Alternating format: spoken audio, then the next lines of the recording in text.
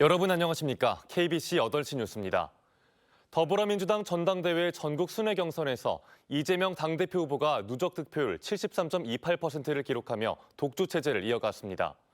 오늘 열린 충청남북과 세종대전 지역 순회 경선 결과 이재명 후보는 12개 시도지역 권리당원 누적 득표율 73.28%로 선두를 달렸고 박용진 후보 19.9%, 강훈식 후보는 6.83%를 기록했습니다.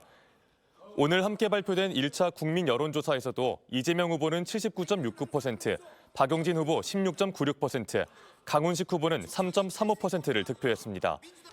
최고위원 경선에선 정청래 후보 28.22%, 고민정 후보 22.11%로 1, 2위를 기록했고 유일한 호남 출신인 송갑석 후보는 4.15%로 8위에 그쳤습니다. 민주당 당권 레이스가 한창인 가운데 1, 2위를 달리고 있는 이재명, 박용진 후보가 내일 나란히 호남을 찾습니다. 이재명 의원 측은 내일 오전 10시 순천, 오후 3시 목포, 저녁 7시 광주 등 광주 전남 지역을 돌며 당원과 지지자를 만날 계획이라고 밝혔습니다. 박용진 의원도 내일 낮 1시 국립아시아문화전당 앞에서 기자회견을 통해 지역민들에게 지지를 호소한 뒤 충장로와 금남로 일대를 돌며 2030 세대 등 시민들과 소통할 예정입니다. 한편 민주당은 오는 20일 전북, 21일 광주 전남, 27일 서울 경기를 차례로 돌며 경선을 마무리한 뒤 28일 전국 대의원 대회에서 당대표와 최고위원 등 새 지도부를 최종 확정합니다. 폭염 속 에어컨 이용이 늘면서 실외기 과열로 인한 화재가 잇따르고 있는데요. 공동주택에선 에어컨 실외기를 실내에 설치하는데 규정이 허술해 오히려 화재 위험이 높아졌습니다. 구영슬 기자가 취재했습니다. 집안에 까맣게 탄 에어컨 실외기와 생활용품들이 나뒹굽니다.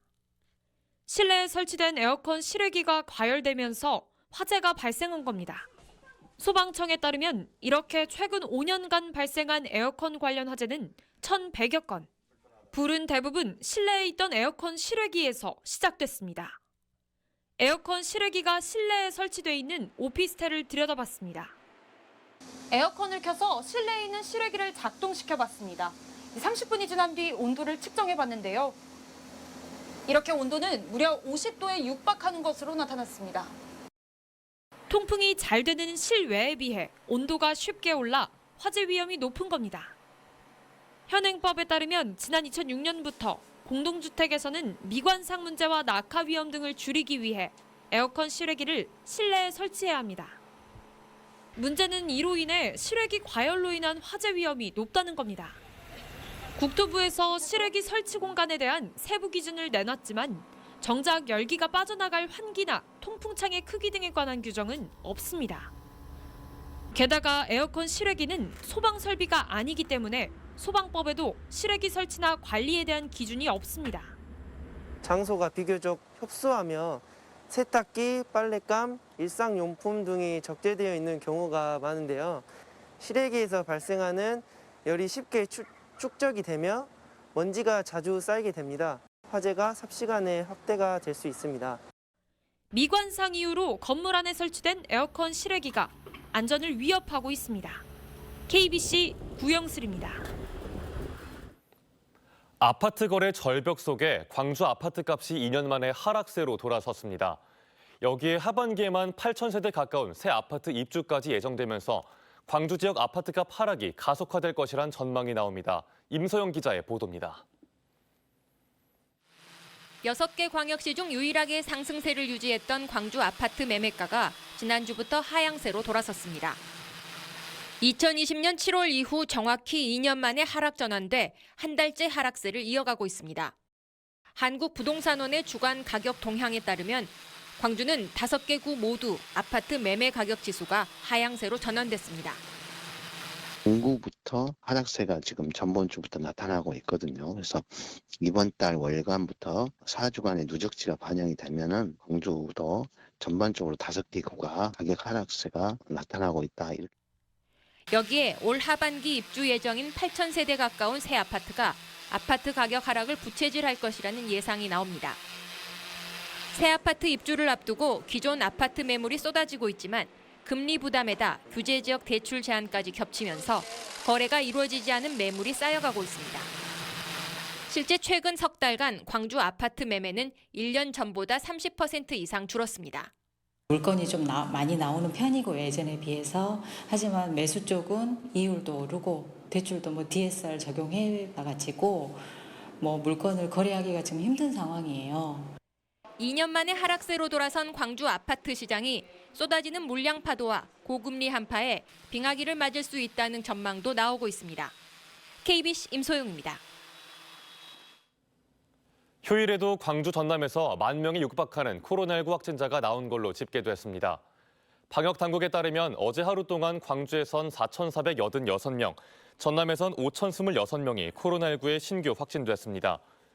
광주의 위중증 환자는 모두 11명이며 추가로 나온 사망자는 없었고 전남의 위중증 환자는 23명, 사망자는 8명입니다. 어느덧 민족의 최대 명절 추석이 한 달도 남지 않았습니다. 큰 비와 무더위로 여름의 열기가 여전하지만 농어촌에선 이른 추석을 맞이할 준비로 분주합니다. 신민지 기자입니다. 나주 금천면의 배 재배 농가입니다. 가지마다 종이봉투를 뒤집어 쓴 어린 배들이 주렁주렁 매달려 있습니다. 충분한 크기와 무게, 당도 수치를 채우는 2주 뒤부터는 본격 수확 작업이 시작됩니다. 올해는 기상이변이 적어 작황 걱정은 없었지만 명절 주문 기간에 맞춰 생육 속도에 더욱 신경을 썼습니다. 개수를 적게 달면은 아무래도 과가 빨리 크거든요. 예, 그런 부분들이 이제 너무 많이 단 사람들은 수확하기가 좀 곤란하고 이렇게 드물게 달아서 키운 사람들은 그런 데도 괜찮지 않을까 그렇게 생각하네요. 영광 법성면의 굴비 공장에서도 굴비 가공 작업이 한창입니다. 중량에 따라 선별된 굴비들은 건조 급냉 과정을 거쳐 창고로 하나둘 옮겨집니다. 늦어도 2주 뒤부터는 명절용 주문이 본격 들어올 것으로 예상하고 생산량과 일정을 조율하고 있습니다. 지금으로서는 풀 가동인 상황은 아니고요. 추석이 가까워지고 주문이 본격적으로 들어오면 근무나 출하량을 맞춰서 탄력적으로 조정할 계획입니다. 올해 추석은 다음 달 10일로 여름 휴가철이 끝나자마자 명절을 맞게 됩니다. 코로나 재유행과 고물가 위기 속에서도 명절 특수를 기대하는 농어민과 상인들은 벌써부터 분주해지고 있습니다. KBC 신민지입니다. 철도 산업은 미래 물류의 핵심으로 꼽힐 만큼 주목받는 분야인데요. 미래 철도 인재를 길러내는 송원대학교가 국내 최고의 교육 인프라를 갖추며 경쟁력을 키우고 있습니다. 김한수 기자가 소개합니다. 대학 강의실 한켠에 전동차 모형이 놓여 있습니다. 기관실에 각종 레버와 버튼을 조작하자 실제 서울 지하철 4호선 구간과 똑같은 상황이 화면에 펼쳐집니다. 실습생들은 기본적인 전동차 운행부터 정전 등 위급 상황에 대한 대처법까지 배울 수 있습니다.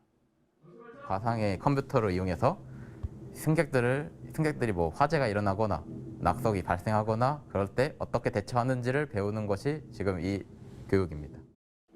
지난 2016년 국토교통부 지정 철도운전 훈련기관으로 지정된 송원대는 사립대 최고 수준의 교육 인프라를 자랑합니다.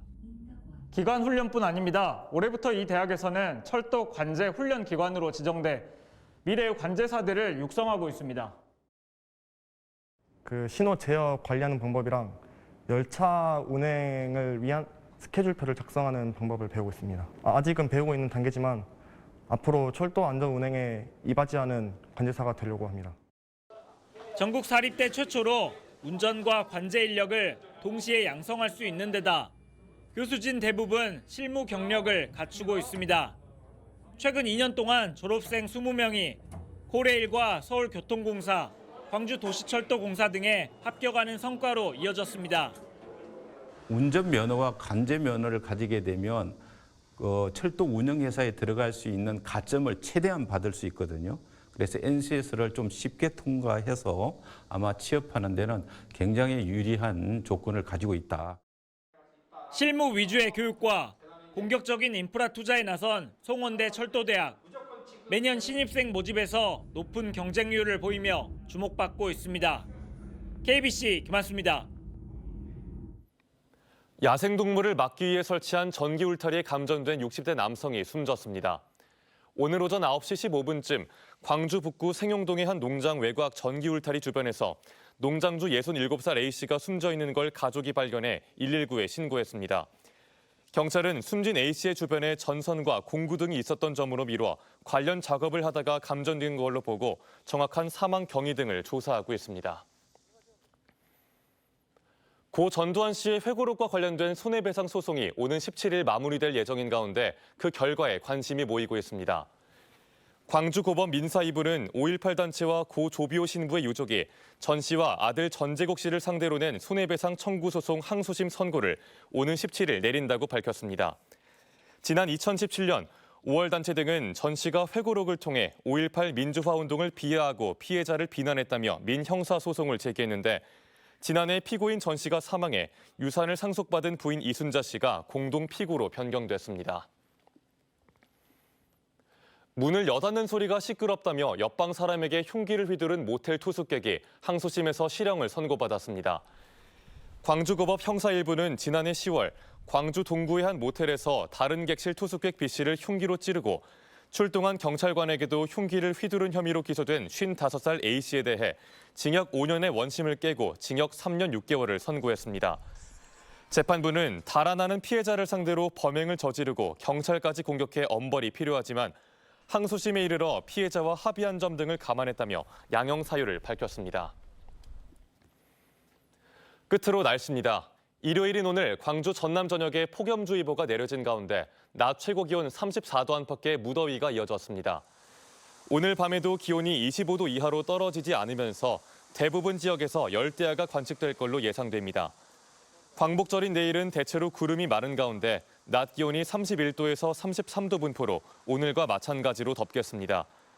내일 늦은 밤부턴 장마 전선이 남하하면서 광주 전남 전역에 30에서 100mm 안팎의 비가 내리겠습니다.